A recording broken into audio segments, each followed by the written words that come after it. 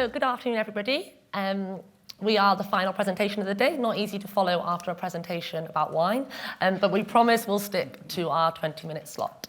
So we're going to present to you today about RAC's journey to a 21st century data-led solution. So I'll start by introducing myself. I'm Jenny Can. I'm part of the client services team at CACI, and I've been the primary point of contact for RAC since the solution went live last year. I'm Ian. I'm the data and CRM strategy lead at the RAC, and I'm here today to talk you through a little bit of detail about what's been going on for the last 4 years.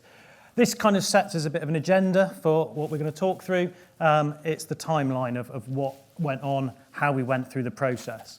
We started off in a process of mobilisation. We recognised we had some problems. We had some challenges as a business where we couldn't process things efficiently. We weren't as customer-centric as we'd like to be, and there were data challenges left, right and centre. So we'd recognised that back in 2018. 2019, we'd got to a point where we'd formalised that and been able to appoint CACI, and by the end of that year, we'd had a detailed, documented set of requirements for what we were going to do. Through 2020, we were developing the solution. It moved on to testing and migration of campaigns. And it's been this year that we've really been enabled by that solution. The delivery was focused on, can we move the existing campaigns, rather than trying to be realistic. And this year, we've seen some great results. And as mentioned at the beginning, fortunate enough to be the winners of the Data IQ Awards just a couple of months ago. So in a bit more detail, what exactly were those challenges? And I'm sure some of this will resonate with a few of you in the room. We had a relatively basic campaign tool. It was fine for sending an extract of a CSV file for a DM, but it didn't have much flexibility in the way we could operate. It was very manual and time intensive to get campaigns out the door. It wasn't an efficient way of working. The solution hosted by the previous agency in an on-prem SQL solution, we had no access to that directly ourselves. We were very constrained as a result of that, with poor access to the data meant we weren't very self-sufficient in the way we could operate. The data refresh, because the legacy technology wasn't as efficient as it could and should be, it took in excess of 48 hours just to refresh the database. If that was to fall over, which often did happen because we were at the very fringes of what the solution was capable of, it would often be 7 days, maybe even as much as 10 days from a point of a customer being acquired to us actually knowing that in the marketing solution. It really was starting to become a real problem for us. And the straw that broke the camel's back was GDPR coming in, and the need to think about data retention policies and a bit more transparency about how we're processing and handling permissions. We were suddenly in a position where actually to implement those necessary changes was going to be expensive, difficult, potentially impossible, because parts of the solution were out of support from our supplier at the time. So we really needed to do something. So we went through a review process internally. We spoke to our friends in IT, and they'd been very interested in some of the things they'd heard about Snowflake. We had conversations with a few MarTech providers. One of those was Adobe. We continued those conversations, speaking to other parties that said, if you're going to work with Adobe, the recommendation was get a partner. And Adobe recommended CACI to us. So when we moved on to an RFP process, we hadn't told CACI this, but they were a very high up preferred choice at that point in our mind, because the solutions they were talking about were the ones that we probably already kind of chosen in our mind as being right fit for us. But having kind of chosen CACI, that wasn't quite straightforward, because they did come to the table not talking about Snowflake, but we worked collaboratively together to say, actually, what's the right solution for us? And filling in the gaps between, well, we've got Snowflake here just as a back-end database, and we want to use Adobe, but how do you connect the two things together? And how does that work for our email build? And Jen's going to share a little bit more detail about how that solution came together. So RAC and CACI worked together to implement a suite of tools that really changed RAC's marketing capabilities and tackle some of the challenges that Ian has outlined. So I'm now going to talk through the solution and how it all fits together. So firstly, we built RAC, a single customer view database, using Snowflake, which was new tech for us at the time. Snowflake ticked the box for RAC for a variety of different reasons, and a couple that I'll touch on now. Firstly, it uses a pay-by-consumption processing function. This means that not only is it scalable and cost-effective, but it also had that future-proof element that RAC were looking for.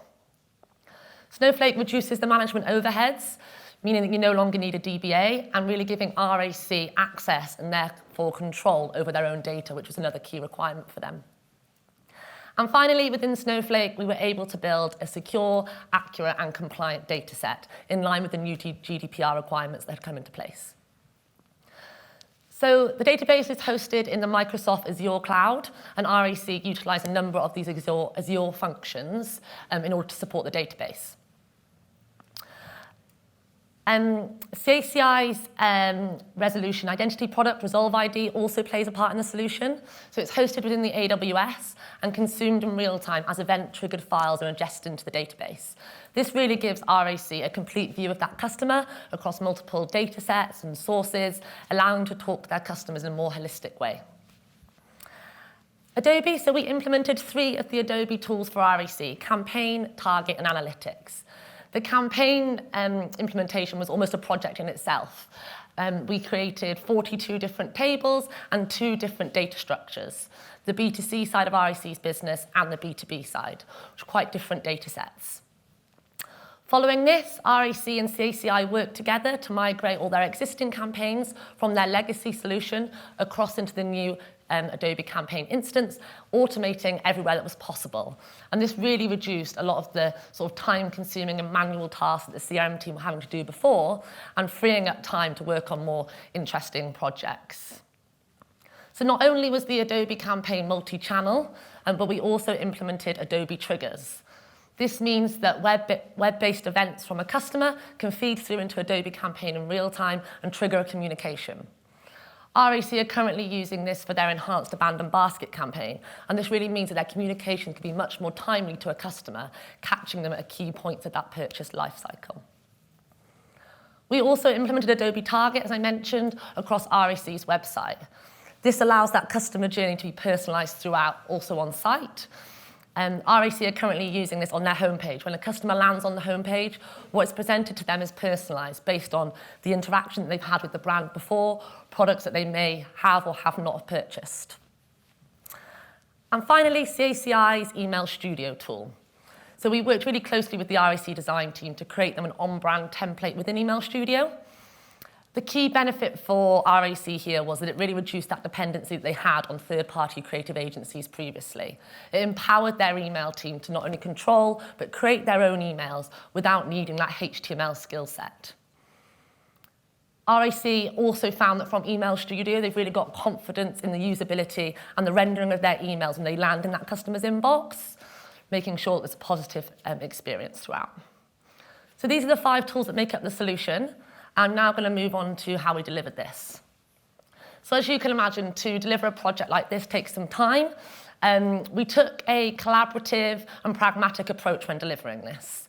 What I mean by this is we were as flexible as possible when needed to, but the core of the project did remain relatively structured. We will ensure that we were experience-led, and this meant that we had a forum whereby throughout the project, key stakeholders could reflect on challenges, how they were overcome, successes, and feeding this back in to make sure that we were experience-led and that we could really learn from previous issues. So I've spoke about the tools and the processes, but these aren't really what delivered, they're more the enablers. What delivered this project is people, and this really couldn't be more true for this solution. Myself and Ian were talking about this and putting this slide together, and we both agreed that the RAC and the CACI team that were on this project were great, and it really does take quite a wide variety of people from various different teams to deliver something of this scale, from IT to creative, project managers and developers. But the key to success here was amongst that wider delivery team, we had a smaller core team of decision makers that were really empowered by the business and the project owners and sponsors to lead and direct the project. And this meant that challenges could be overcome quickly, decisions were made efficiently, and overall, we managed to stay on time and on budget. So the solution went live last year, July 2020, and I'm now going to pass over to Ian, who's going to talk about some of the key projects that RAC have since been able to fill now that they've got this data-led solution in place. Talked a little bit about some of the problems that we were having, but at that time when we were thinking about the solution, we kind of had a dream, to coin a phrase, where a customer who came to our website would be recognised, have a personalised experience, relevant and applicable to their interactions with us. We kind of had a dream that our abandoned basket wasn't a clunky, segmented process held together by sellotape, but actually it would be relevant, it would be timely, it would be personalised. We had a dream that we'd be able to have offers presented dynamically and consistently across all the channels that a customer interacts with us in. And we had a dream that, when you're broken down at the roadside in that unfortunate situation, that we would again have the ability to access our data appropriately in real time to send you communications, get you updates, your patrols on the way.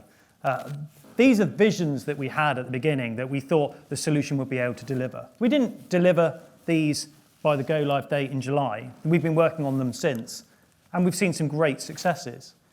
I talked earlier about our data latency issues. We are now getting a reliable daily build of the core tables to the solution. But on top of that, we've got many tables maintained in real time or hourly batch processes to meet the various trigger needs of the business. We've got great access to our data. 75% of the campaigns in the new solution are fully automated from initiation all the way through to execution and the QA steps that follow in that process. It runs completely lights out for those.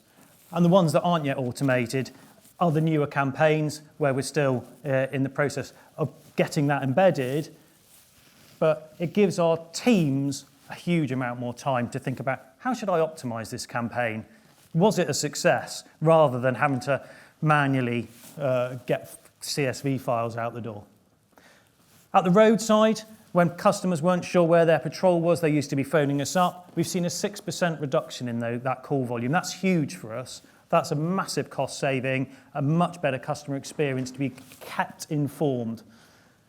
And ultimately, the teams, the campaign team, the analysts and the capability team that operate under me feel empowered to use the solution. We're self-sufficient to deliver the campaigns and needs of projects, initiatives of the business. So what's next? We're thinking more and harder about next best action tools. We've got bits and pieces in place that we're doing today, but we're trying to be much more advanced and sophisticated in what we're doing across a multiple of channels. We're thinking about preference centres. I like the idea earlier about being able to opt out of Mother's Day emails, that kind of principle about putting the control in the customer's hands, making sure that we're not annoying them by giving them too much. Can they manage the frequency of what we send? Maybe they're not interested in our motor insurance because they'll only ever buy it through an aggregator, but they are interested in the rest. Giving the customers control. Lifetime value there is kind of a representation of modelling generally.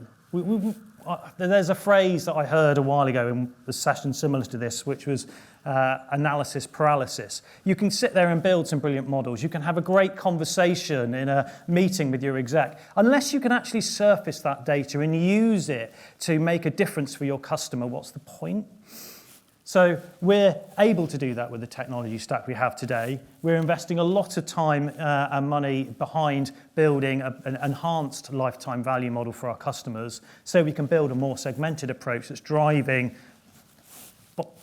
revenue for the business fundamentally, but able to operationalize that in a far better way than we ever could do before. And finally, we are looking and considering CDPs. We're using the Adobe stack, and it's very capable and integrating and automating, but we're thinking wider than the channels we have today as well. We've been realistic about our approach. So in summary, Jen was talking about how do we deliver it, but we were realistic that actually we're not going to try to do everything in one big step. We aren't going to try to deliver a £5 million project that the exec would never sign off. We said, actually, we're just going to replace like for like to begin with, but doing it with the foundations that support that future trajectory. That's been a real success for us. We were really efficient in the way that we worked. I'd recommend any of you guys thinking about doing these kinds of projects, thinking about who in your organisation are the right people to be empowered to lead and make the decisions. Don't have too many cooks making the decisions harder. Allow, the execs should be allowing the leaders of the business to be empowered to make those decisions really work for us. And, I'm really proud to stand here today saying that, and if this doesn't happen at the RAC, that we delivered on time and to budget. That's, that is a flagship project that the business is very proud of, and myself and Jen as well, I'm sure. And partners and relationships. It was touched on earlier. We're proud to be stood here today saying we won the Data IQ Awards recently. We've come out at the end with a strong relationship, with a great partner, and we're really looking forward to the future ahead of us. There's a lot of exciting things to come. So, thank you very much.